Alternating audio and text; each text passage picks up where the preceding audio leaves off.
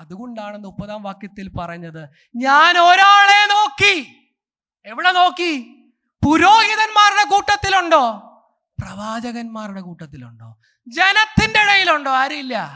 ഇന്ന് കർത്താവ് നമ്മുടെ ഇടയിലേക്ക് നോക്കുക. മതിലിടിഞ്ഞു കിടക്കുവാണെന്ന് നമുക്ക് മനസ്സിലായില്ലേ? God is looking for one man. ഒരാളുണ്ട്, ഒരാള്. ഞാൻ പണിയാം, ഞാൻ നിൽക്കാം എന്ന് പറയാൻ ഒരാളുണ്ടെങ്കിൽ the Lord will use you in this year. ഈ വർഷത്തിൽ ദൈവസഭകളിൽ മതിലുകൾ ഇടിഞ്ഞു പോകുമ്പോൾ പണിയാൻ വേണ്ടി കർത്താവ് ആൾക്കാരെ അന്വേഷിക്കും. എങ്ങനെയാണ് ഈ മതില് പണിയുന്നത്? വളരെ പെട്ടെന്ന് 2-3 കാര്യം പറഞ്ഞ് ഞാൻ എൻ്റെ വാക്കുകൾ അവസാനിപ്പിക്കാം. The call before us in this new year. ഈ പുതിയ വർഷത്തിന്റെ 1-ാമത്തെ ഞായറാഴ്ച കർത്താവ് നമ്മളെ വിളിക്കുക, പണിയാൻ, ഇടിവിൽ നിൽക്കാൻ. ആരെങ്കിലും ഉണ്ടോ? ആരെങ്കിലും ഉണ്ടോ? ഞാൻ അത് ആവർത്തിച്ച് വീണ്ടും പറയും. We don't want members. അംഗങ്ങളെ അല്ല വേണ്ടത്, പടയാളികൾ, പോരാളികൾ, ജീവൻ കൊടുത്തും സഭയ്ക്ക് വേണ്ടി, വചനത്തിന് വേണ്ടി നിൽക്കാൻ തയ്യാറുള്ള പോരാളികൾ ഈ കൂട്ടത്തിലുണ്ടോ? That is what God wants. ഞാൻ ഓർത്ത് പുതിയ വർഷത്തിൽ കുറച്ചും കൂടെ ആള് കൂടാൻ വേണ്ടി പ്രാർത്ഥിക്കാമെന്ന്. പക്ഷെ കർത്താവ് വർഷത്തിന്റെ അവസാനത്തിൽ എന്നിൽ ഇട്ടത്, ആള് കൂടുന്നതിനേക്കാളും നല്ലത് ഉള്ളവര് ദൈവത്തിന്റെ കൃപ ഏറ്റെടുത്ത് പുതിയ ബലത്തോടെ ആ ഇടിവിൽ ചെന്ന് ഒന്ന് നിന്നായിരുന്നെങ്കിൽ. ഒന്ന്, ഇടിവിൽ എങ്ങനെ നിൽക്കാം? ഒന്നാമത്, ഇടിവുണ്ടെന്നെങ്കിലും ഒന്ന് മനസ്സിലാക്കാൻ നമുക്ക് പറ്റണം. ഇത്ര നേരം കേട്ടുമ്പോൾ ചിലരുടെ ഉള്ളിൽ, അല്ല ഇപ്പം എന്തോ ഇവിടെ പ്രശ്നം? അങ്ങനെയാണെങ്കിൽ ഇപ്പോൾ ഈ ഇടിവും പണിയും ഒക്കെ വിട്ടിട്ട് ആശീർവാദത്തോടെ പോകുന്നതാണ് നല്ലത്. അപ്പോൾ അത് ഒന്നാമത്തെ ഇത്. There is a problem. The problem is more than your physical problem. എൻ്റെ ശരീരത്തിൻ്റെ പ്രശ്നത്തെക്കാളും വലിയ പ്രശ്നം ഇവിടെ ഉണ്ട്. എൻ്റെ ജോലിയുടെ പ്രശ്നത്തെക്കാളും വലിയ പ്രശ്നം ഇവിടെ ഉണ്ട്. അത് മനസ്സിലാക്കുക. That is the first thing. രണ്ട്, എങ്ങനെ എനിക്ക് ഇടിവ് നിൽക്കാം? ഇടിവ് കുറച്ചും കൂടെ വിശാലമാക്കിയത് വചനത്തെ വളച്ചൊടിച്ചുകൊണ്ടാണെങ്കിൽ, ഇടിവിൽ നിൽക്കുന്നത് we stand in the gap by standing for the word. ഇടിവിൽ എങ്ങനെ നിൽക്കും? ദൈവവചനത്തിന് വേണ്ടി നിൽക്കുന്നതിൽ കൂടെ. അല്ലല്ല, പ്രസംഗിക്കാൻ എനിക്ക് പറ്റത്തില്ലെന്നായിരിക്കും നിങ്ങൾ പറയുന്നത്. അത് ഞാൻ പെട്ടെന്ന് കേട്ടു.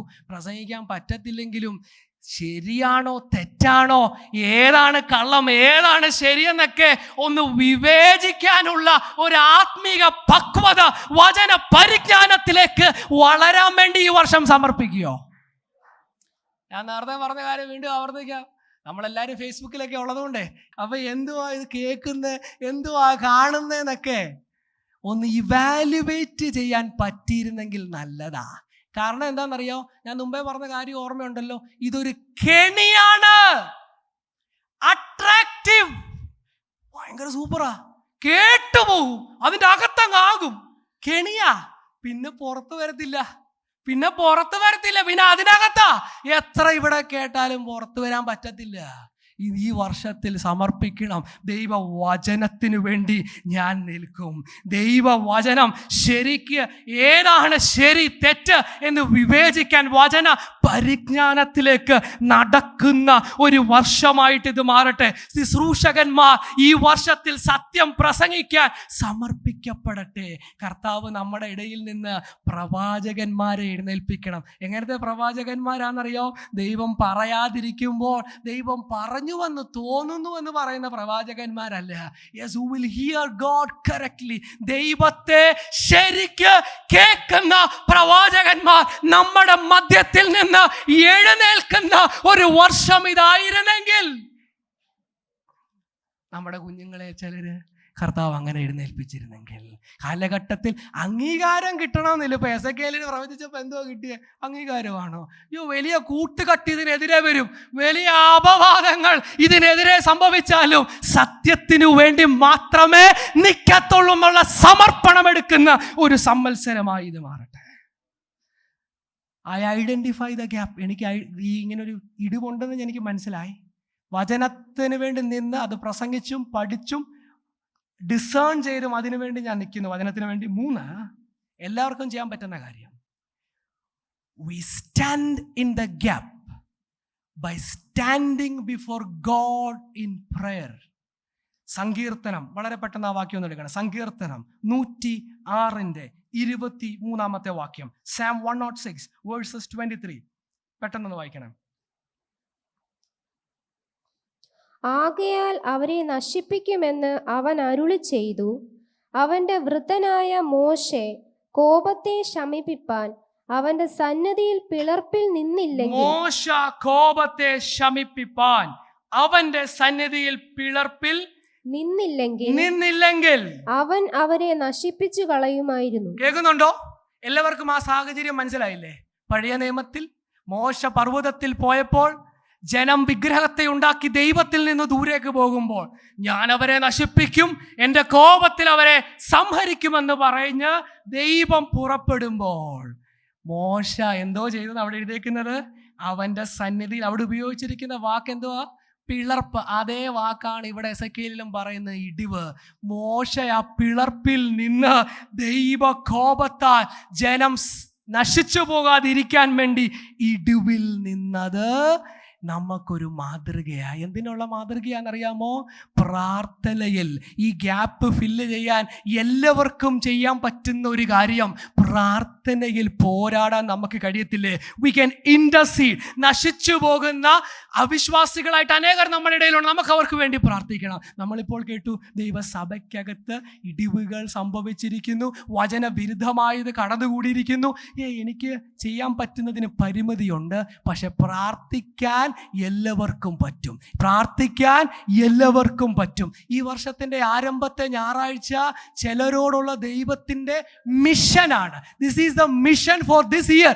ഈ വർഷത്തിൽ നിങ്ങൾ ചെയ്യേണ്ടത് ഇടിവിൽ നിന്ന് പോരാടി പ്രാർത്ഥിക്കാൻ വേണ്ടി സമർപ്പിക്കപ്പെടുന്ന ഒരു വർഷം ഇതാവട്ടെ. ഞാൻ പറയട്ടെ, പ്രവാചകന്മാരുടെ കൂട്ടുകെട്ട്, പുരോഹിതന്മാരുടെ വചനത്തോടുള്ള ദ്രോഹത്തെ തകർത്ത് കളയാൻ കൂട്ടായിട്ടുള്ള പ്രാർത്ഥനയ്ക്ക് ശക്തിയുണ്ട്. നമ്മുടെ മധ്യസ്ഥ പ്രാർത്ഥനകളുടെ രീതികൾ മാറട്ടെ. ജനമൊന്നിച്ച് പ്രാർത്ഥനയ്ക്ക് വേണ്ടി കൂടി വരട്ടെ. അത് ഈ സഭകളിൽ സംഭവിക്കുന്ന ഇടിവിനെ പരിഹരിക്കാൻ കരുത്തുള്ളതാണെന്ന് ദൈവമക്കൾ തിരിച്ചറിയാം. പ്രാർത്ഥനക്കാരെ കർത്താവ് എവിടെ അന്വേഷിക്കുന്നതെന്നറിയാം? ഞാൻ കർത്താവ് എന്നോട് പറഞ്ഞത് കൂടെ പറയാം. കർത്താവ് ആദ്യം അന്വേഷിക്കുന്നത് എവിടാ? പുരോഹിതന്റെ കൂട്ടത്തിൽ പ്രാർത്ഥിക്കുന്നവരുണ്ടോ? പ്രവാചകന്റെ കൂട്ടത്തിലുണ്ടോ ഇടിവിൽ നിന്ന് പ്രാർത്ഥിക്കുന്നവർ? Too busy with ministry. ഞാൻ ഈ ദൈവസഭയോടുള്ള ബന്ധത്തിൽ പറയാം. ഇവിടെ ശുശ്രൂഷയ്ക്ക് പാടാനാകട്ടെ, പ്രസംഗിക്കാനാകട്ടെ, ഇൻസ്ട്രുമെന്റ് വായനയാകട്ടെ, അല്ല സൺഡേ സ്കൂൾ പഠിപ്പീരാകട്ടെ, ഫിനാൻസ് ആകട്ടെ, any ministry of the church, the Lord is looking at you first. നിങ്ങളാണ് പ്രാർത്ഥനയുടെ മാതൃക കാണിച്ചു കൊടുക്കേണ്ടത്. പ്രാർത്ഥിച്ചാണ് ശുശ്രൂഷകൾ ചെയ്യേണ്ടത്. ഇതൊരു പോരാട്ടമാണ്. പ്രാർത്ഥനയാണ് അതിൻ്റെ ആയുധം. We stand in the gap by standing for God's word. We stand in the gap by standing before God in prayer. അടുത്തൊരു കാര്യം കൂടെ പറഞ്ഞ് ഞാൻ എൻ്റെ വാക്കിൽ അവസാനിപ്പിക്കാം. അവസാനമായിട്ട്, and the most important thing, ഇടിവ് സംഭവിച്ചത് ജനം പാപത്തിൽ ജീവിച്ചത് കൊണ്ടാണ്. അപ്പോൾ അതിന് പരിഹാരം എന്താ? ഞാൻ സമർപ്പിക്കുക ഈ പുതിയ വർഷത്തിൽ എങ്ങനെ ജീവിക്കാൻ? ദൈവവചനപ്രകാരം ജീവിക്കാൻ. I stand in the gap by standing right. പലരും വളഞ്ഞൊടിഞ്ഞ് ഇടിഞ്ഞു കിടക്കുമ്പോൾ ഞാൻ വചനമനുസരിച്ച് എൻ്റെയും എൻ്റെ കുടുംബത്തിൻ്റെയും മതിൽ കെട്ടി ദൈവനാമത്തിന് അപമാനം വരുന്നതൊന്നും ഈ വർഷത്തിൽ എൻ്റെയോ എൻ്റെ കുടുംബത്തിലോ ഞങ്ങളുടെ സഭയിലോ കടന്നു വരാതിരിക്കാനുള്ള ഒരു സമർപ്പണം നമുക്കുണ്ടാകട്ടെ. ഞാൻ എൻ്റെ വാക്കുകൾ ഇവിടെ അവസാനിപ്പിക്കാം.